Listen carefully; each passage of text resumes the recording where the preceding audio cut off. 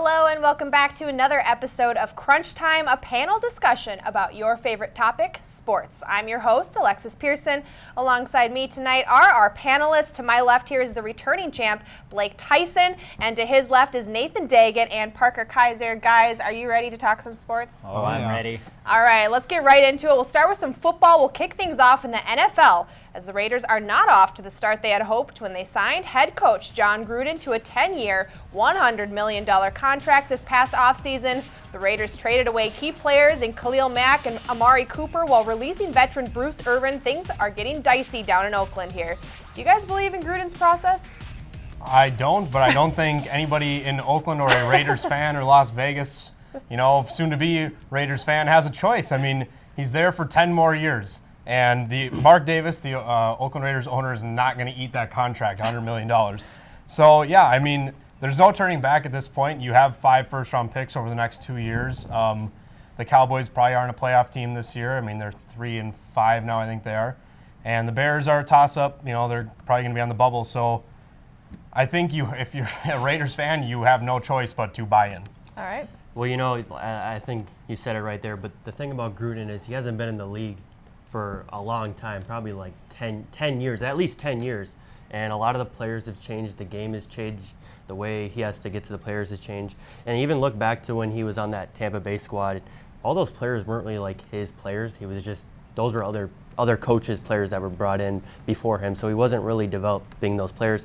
And now he's going to have to plan on developing all these Raiders first-round picks. We got to go to Parker. Right, and I was just going to bring up that point that none of his Tampa Bay players were his. And he's trading away basically anyone he can from the Raiders. There was something that came out today from a veteran player that basically they're looking for anyone who makes a mistake to trade them away.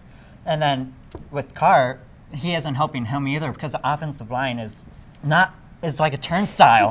Which is weird because in the years, I think last year they ranked a top 10 offensive line in the league in mitts. He's already tied with his career high of 24 sacks, with a second career high. Like his highest is 36. He's definitely going to reach that mark, and we're only halfway through the season. They aren't helping him at all to try to at least make this team good. Yeah, I mean, this is obviously a bad team.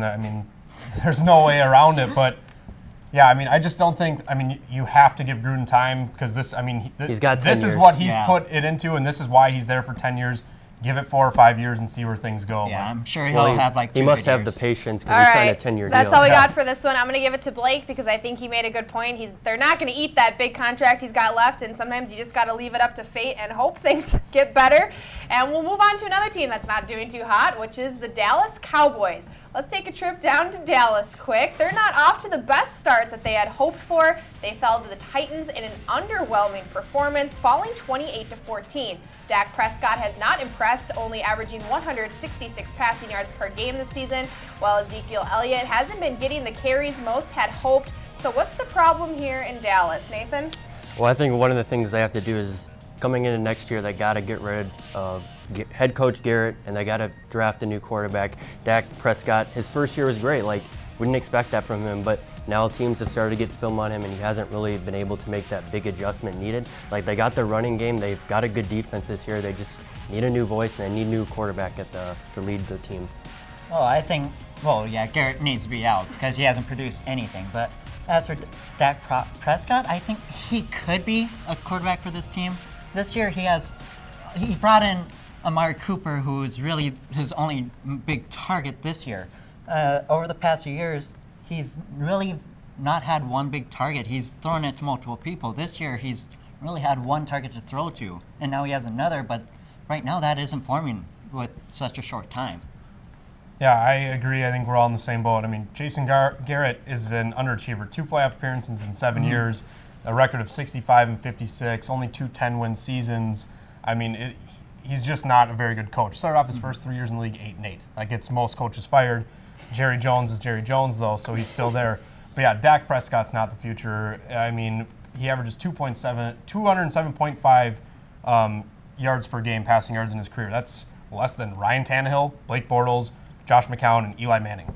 I mean, and one other thing is, like, the Cowboys, they'll have a good year. It's just they have struggled winning a playoff game, and they've always run into Green Bay. And the thing is, the 2 times that they have made it to the playoffs with Garrett as a head coach, they've won the division. They've never made it through a wild card team. So and that's one of the best. I mean, the division's there most to take. muddled Well, you divisions guys, in Jerry football. Jones said that Prescott deserves an extension. Do you guys agree with that? I don't know. Absolutely not. he's definitely a backup. They got QB. handcuffed into him because Tony Romo got hurt and Prescott had a very good year. He threw for like 23 touchdowns, 4 interceptions, I think it was. But I think one step to if they want to keep Prescott, is they got to run the ball a lot better. Yeah, and better opportunities. absolutely. All right, that was a good one, you guys. I'm going to give this one to Blake again. I like the stats that you brought up, and I think that was a good point about most coaches would have been fired at the point of the season that he was having previously. So let's move on to some more football. We're just about at the halfway point in the NFL season, and you know what that means, more predictions. So we've seen a lot of new faces showing up in the MVP race in this NFL this season, most notably Patrick Mahomes, who's burst onto the scene, leading the NFL in passing yards, touchdowns, and QBR. But guys like Todd Gurley, Drew Brees, and Jared Goff are all having career years. So guys, will Mahomes slow down? Will someone catch him? You know, who's your NFL MVP at this point in the season? Right now, I have to go with Patrick Mahomes. I know it's a very obvious answer with the season he's having, but with the core that he has with Tyreek Hill, there's no way to stop him. Like, unless someone majorly gets injured, which I hope no one does, to be honest, he's going to be the MVP. Right now, he has 2,901 yards in the game, as you said, and 29 touchdowns. And guess what? He has 11 40-plus yard passes, which no one else on the MVP list is even close to that. And his offensive line, yes, they have let up some sacks, but he's perfectly protected, and he can make those big throws when need be. I'm going to say a name here that's probably going to surprise a lot of people, but to me, MVP, most valuable player. Like in the NBA, LeBron's the best player, but he's not the most valuable every year. Yeah. What team wouldn't be where they are without this guy? And it's Matt Ryan. That defense is horrible, and they started off 1-4, and they've crawled back to 4-4. He's completing 71% of his passes, 19 touchdowns, 3 interceptions. He's on pace for 5,400 yards, 38 touchdowns. Those are better numbers than he had in his MVP year in 2016. And that defense got decimated, and he's brought him back to 500, and they're well back in the playoff picture to me. So to me, he's the most valuable player. You know, I like that idea, most valuable player, but how can it not be Tom Brady? I mean, who have the Chiefs lost to this year? Tom Brady. And who did Tom Brady just beat last week? Aaron Rodgers. His guys have been in and out every single week. Gronkowski, Edelman, a running game, a defense, and he's still winning games. And he's 41 years old and still doing it. And he's just playing around with the rest of the league. I'm sure they're going to go to the Super Bowl this year. Yeah, they beat a broken Packers team that has no one except Rodgers. The Packers are 3-4-1. But it's Aaron Rodgers. I mean, what do you expect? Do you want? But how much leeway are we going to give to the Packers and Aaron Rodgers and beating Aaron Rodgers just because he's Aaron Rodgers? The rest of the team is bad. Yeah, Aaron Rodgers is an MVP candidate, but Mahomes has a lot of talent around himself. So I mean, he's got a good team. Yeah, I agree. Tom Brady's a great quarterback. I just think that team, but dude, you saw what they've done in years past without Brady. I'm not saying that they'd be where they are without him, but they're probably still a playoff team with Bill Belichick and just the way that he runs that organization. They're a great team in whole, so no matter what, whoever's QB, they'll make the playoffs. All right, good job with that one, you guys. I'm going to give this one again to Blake. He sweeps the points here in the first period. He made a good point about the fact that it's about most valuable player, not necessarily the one who's producing the most, but doing the most for his team. So that'll conclude the first period of Crunch Time. When we come back, we got more football to discuss. Also, NBA Rookie of the Year. Don't flip that dial. Crunch Time. We'll be right back.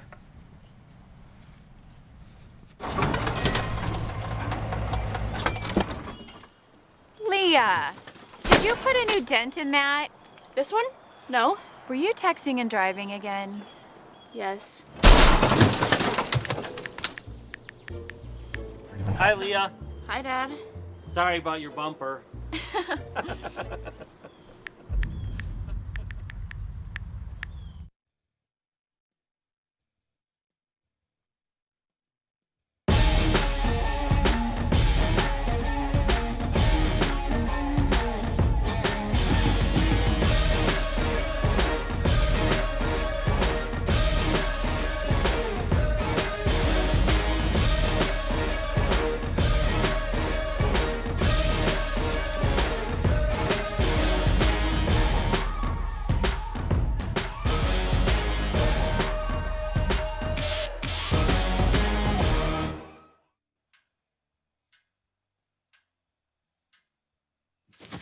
Awkward.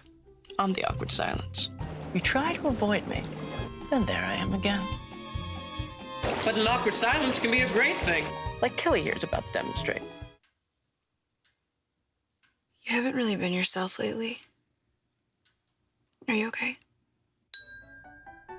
Find out how you can help a friend with their mental health at seizetheawkward.org. Welcome back to Crunch Time. We got a heated battle so far, and we're only turning up the heat more. Guys, this upcoming topic is the Big Crunch. We're halfway through the NFL season with the Redskins, Rams, Bears, and Saints leading their respected divisions in the NFC. Teams like the Vikings, Packers, and Eagles are all within striking distance, however, while on the AFC side, the Patriots, Chiefs, Steelers, and Texans are leading their divisions, and the Chargers, Bengals, and Titans can still put a bid on it. What are your guys' predictions for the second half? Well, I'm going to go my division winners with the Patriots, Steelers, Texans, Chiefs in the AFC, with the Chargers and Bengals as your wild card teams. I just think Patriots, obviously, the Dolphins, nobody's really going to contend with them. The AFC North is an interesting division for me, but you got the Bengals, the Steelers. The Ravens have lost 3 in a row, though. You could have asked me 3 weeks ago, and I would have thought that they would have won the division. But I'm going to go with the Steelers, the Texans in the South, the Chiefs. The Chargers are a really good team, but I think the Chiefs are a better team. And then in the NFC, I've got the Eagles, Vikings, Saints, Rams, and then the wild cards, Falcons, and the Panthers. See, I think that's where you sleep in. The Chargers right now, their 2 losses right now are to the Rams and the Chiefs. And we saw last week they just had a great, gritty win at Seattle. That's always a tough place to play. Oh, yeah. They have a really underrated wide receiver core. We give credit to Kansas City and the Rams about their wide receiver core. Well, the Chargers have led by Keenan Allen, but he's back this year. He's healthy, and they got a good running back in Melvin Gordon. I just think they're a dark horse. If you're looking for someone to get an upset in the playoffs or make a spark, I would say the Chargers. And then the NFC, I'm going to go with the Saints. Drew Brees is playing really good right now, and I like their chances. I basically have the same for the AFC. There's like 2 decisions that were pretty hard to make between, why am I blanking out? Texans and the Titans, because those are the only 2 in the AFC South that can compete. And then no one can rank up to the Chiefs right now. Chargers do make the wild card. And actually, I think they do make the wild card run into the championship game. But I don't see them winning it just because they'll be facing like either Chiefs or Patriots, and there's no competition. You don't give them a chance? No Chargers? I've got the Chargers and Panthers as my Super Bowl prediction right here. So, really? Well, yeah, Panthers are a great underdog because no one's even thought of them this year as a team to compete, and right now they're 5th on my board to make the playoffs as a wild card, and honestly, they're really underrated. No one's expected this run from them. Are they underrated enough, though, to the point where they could get past I the think Saints? people they sleep can. on them a lot. Okay. Yeah. Norv Turner's done a lot of really good things with Cam Newton, a guy that's completed roughly high 50% of his passes, and he's up to 67% this year. So, and he does what he does with his legs. Christian McCaffrey's an incredible weapon no matter where he is on the field. I think, the Panthers are legitimate. I think they're a very good team. I just don't see them catching the Saints, but they still play the Saints week 15 and 17. So, there's a chance there, but that division is good. Do you think the Saints will make it to the championships and win and go to the Super Bowl? Just because I think Drew Brees is definitely leading this team on, and with the addition to Des Bryant, hopefully that'll bring more wide receiver power to them. And I do have them right now winning the Super Bowl because I think they're the most stable team. Yeah, the Saints. Okay. But if you ask if the Saints are going to win, I think they're going to have to get in a shootout, and the better team is the Rams in a shootout. All right, we got to cut that off there. Last week. Yeah. I'm going to give this big crunch to Nathan. I think he made a really good point about the Chargers and the fact that they could kind of get past. You guys kind of all were on the Chargers train a little bit, but I like the points Nathan made the best about that one. So one more topic on football here before we move on to different sports. There's been plenty of electric rookies in the NFL so far this season. 4 new starting quarterbacks. Saquon Barkley is filling his role very well as an electric NFL running back. On the defensive side, Derwin James, Denzel Ward, and Darius Leonard all exceeding expectations in their rookie campaign. Guys, who takes the offense? Who takes the defensive rookie of the year? What do you guys think? Nathan? Well, for defense, I'm going to go with Darius Leonard. He's one of the most dynamic pass rushers and tackler. He leads the league right now in tackles. For a rookie, especially from a second rounder, wouldn't expect that big of an impact right away. And then offensively, I'm going to go with Philip Lindsay. He's undrafted running back. I know people want to go with Barkley, but Lindsay's got the better story. He had to beat out third-round draft pick Royce Freeman to get the spot. I think Lindsay's just taken the better opportunity given to him, and he's delivered. For my defensive rookie of the year, I have Dante Jackson from the Carolina Panthers. Right now, he's leading all rookies in interceptions, and he's part of that defensive core that's helped the Panthers in their winning streak, really. And then you took my offensive rookie of the year, so I'm going to go to my backup, Calvin Ridley of the Atlanta Falcons, just because as you said, Matt Ryan is really good right now, and with those two combination and the threat of Julio Jones now, it's going to be a great combination of wide receivers and Matt Ryan down there. I'm going to go on the defensive side of the ball. Give me Derwin James, Florida State guy. 3.5 sacks this year, 1 interception, 4 tackles for loss, 55 total tackles. And he's versatile. He lines up all over the field. Over 150 snaps at safety and linebacker. I mean, lines up in the tackle box. And then over 50 snaps at nickel cornerback and 50 snaps at defensive end. I mean, this is a safety playing defensive end. He's versatile. He's all over the field. He slipped to 17th in the draft. I have no idea how. And then on the offensive side of the ball, give me Quentin Nelson, offensive guard for the Colts. Offensive guard isn't a sexy pick, but he's played very well. Pro Football Focus grade of 70.2 on the season. He's ranked 12th out of 68 qualified guards. He's been really good, and he's really helped solidify the Colts offensive line, which was terrible for years, and he's helped the Colts get a better running game. Okay, to the point the first time Nathan in a made, while. though, is it better to make the most out of a small situation or to have the stats? Well, I think one thing is Barkley right now, he has a lot of the stats, but their team only has a couple wins, and he's the only player kind of like showing out on their team right now. I think Lindsey is doing more for their team. Yeah. All right. Well, that's all we got for this topic. I'm going to give this point again to Nathan as he ties up now with Blake. I like the point that you made about kind of making the most out of a small situation. And with that, we'll move on to the NBA. We'll hit the hardwood here as this year's draft class is one of the most deep we've seen in years with depth, as many lottery picks and even a couple out of the lottery are exceeding expectations. Luka Doncic has been on fire so far this season, as well as the Hawks sniper Trae Young. But don't forget the #1 overall pick, DeAndre Ayton, is averaging a double-double. Many talented rookies here, guys. Who takes home the Rookie of the Year? I think Doncic will be really the main runner again, just because he's what you really look for in a Rookie of the Year is offense, someone who can produce and make a team great and score a lot of points for the team. Doncic has really done that. He's actually 29th in the NBA for points scored, which 20.2. He's right now has a 40.3 3-point shooting percentage, which is really great. He has that great step back three that he does always. And he's right now part of the Dallas team, which he's really the only star power other than, All right. why am I blanking out on his name? I'm going to agree with Parker here. Doncic is really good, 20 points per game, 40% from three, 48% from the field. I mean, if he could learn how to shoot the free throw, he's got potential to be a 40, 50, 90 guy. To me, it's definitely not Ayton, because in this modern day age of the NBA, you need to be able to shoot the three ball, and he hasn't shot one at all yet this year, and he shot, I think, 33% in college.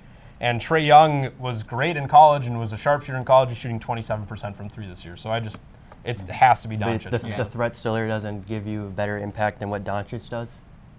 I mean, the threat of his shooting ability, Young, makes you have to defend him almost like Steph Curry.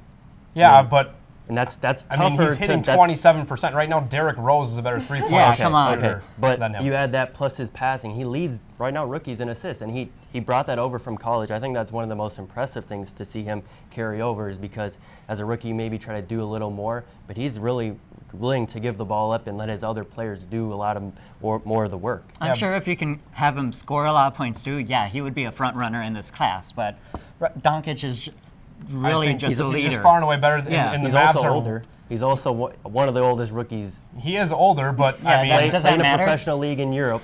I mean, I it's mean- not, okay, I but mean, we're Trae- not Trae European- Young Okay, is last not year we had a European non-rookie NBA win Rookie of prospects the all Year. the time. Okay, order in the court. Order in the court. We're going to have to end that one. I'm going to give this one to Parker. Unfortunately, you got the short end of the stick. Blake Parker brought it up first. So I'm going to have to give him the point. And coming up after the break, we'll talk a little bit of hockey. Stay tuned. I got some Oxy after I hurt my neck. First, I took them to feel better. Then, I just kept taking them. I didn't know they'd be this addictive. I didn't know how far I'd go to get more.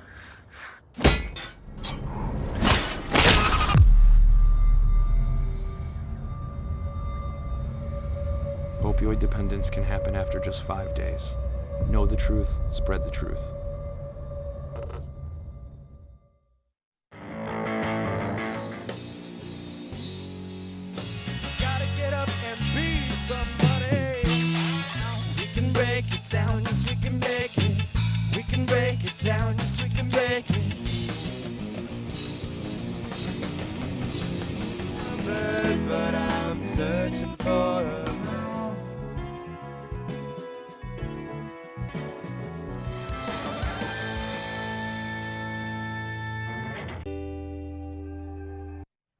welcome back to Crunch Time. Here's a quick recap if you missed anything. Blake swept the first period with 3 points. Nathan came back and got the big crunch of the day, and then Parker got a point late in the second period. So now we're in the home stretch, and it's time to talk some hockey. So big news this week out of the NHL as head coach of the Chicago Blackhawks, Joel Quenneville, was let go from his coaching position, and I don't know if people expected this. The Blackhawks didn't have a great season last year, and now off to about a 500 start here. Quenneville was let go.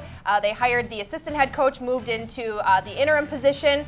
And guys, what do you think? Was this the right move for the Blackhawks? It's still early in the season. Well, talk about a coach getting canned because his GM made some horrible decisions. I mean, Stan Bowman traded away Artemi Panarin for Brandon Saad. He traded away a 70-point 25-year-old for a guy that you originally drafted and traded away in Saad, but he's only a 50-point scorer, and I think he only put up like 40 points last year.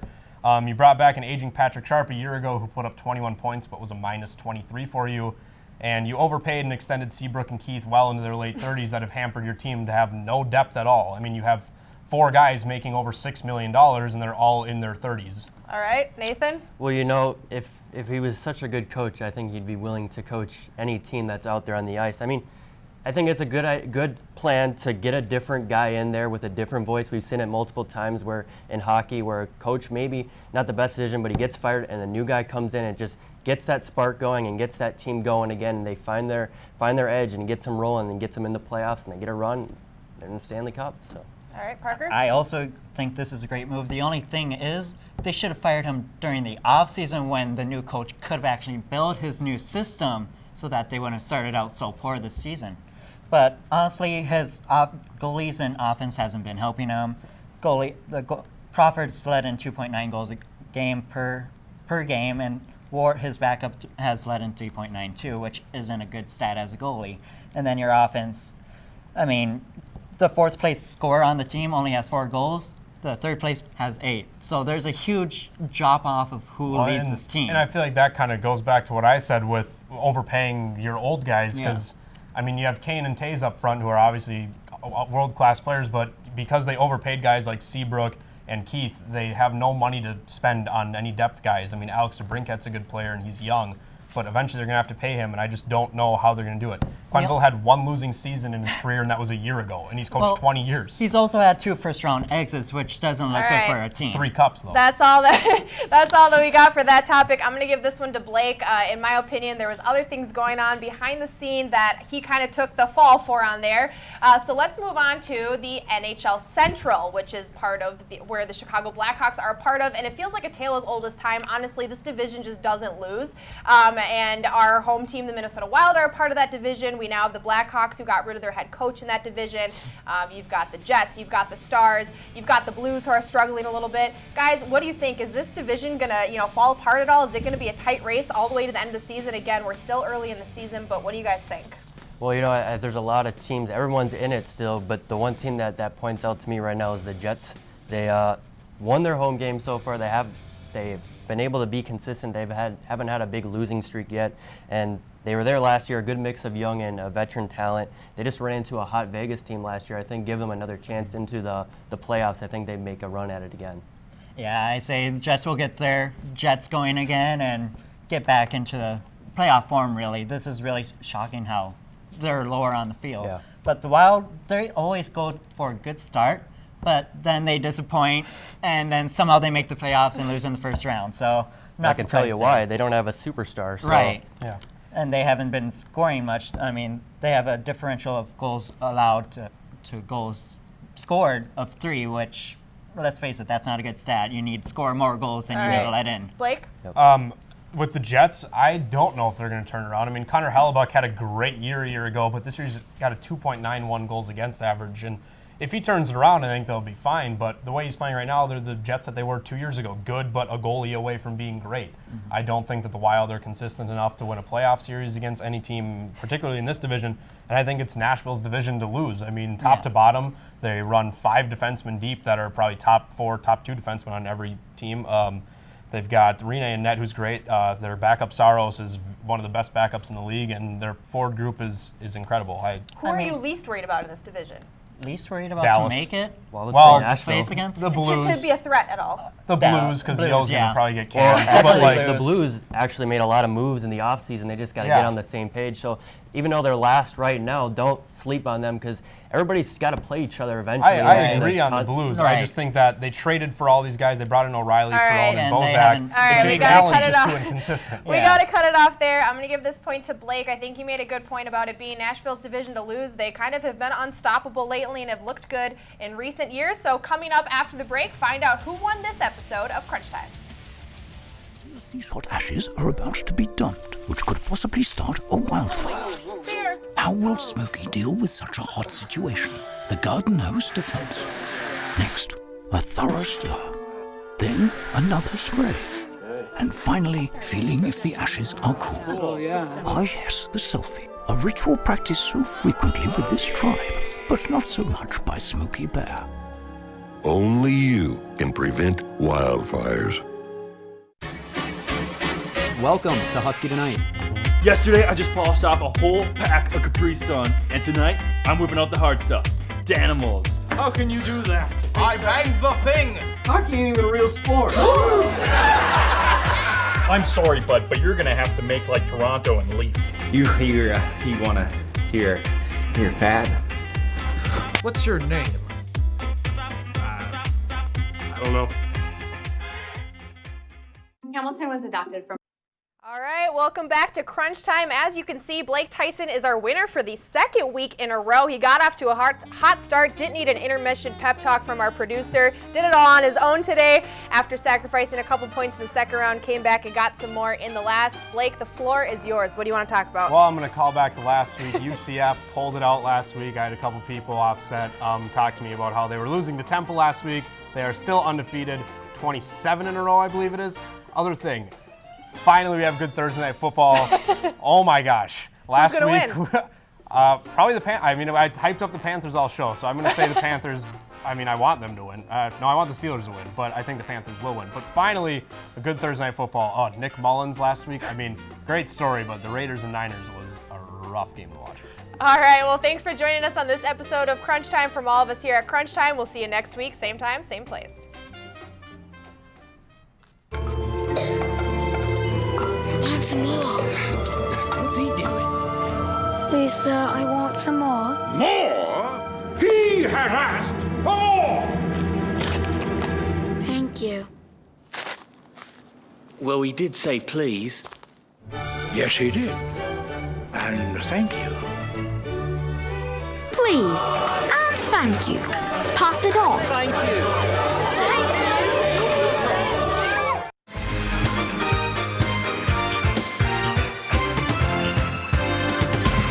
Week in Review starts right now. Welcome to Week in Review, Where we take a look back at the top stories of the week. My name is Ben Henry. Alongside me is Emilio Ramos. Well, the temperature is not that cold, even though it is snowing like crazy. On WCHA conference rival, Bemidji State. Thank you for joining us for UTBS News Week in Review. We'll see you back here Monday at 4:30.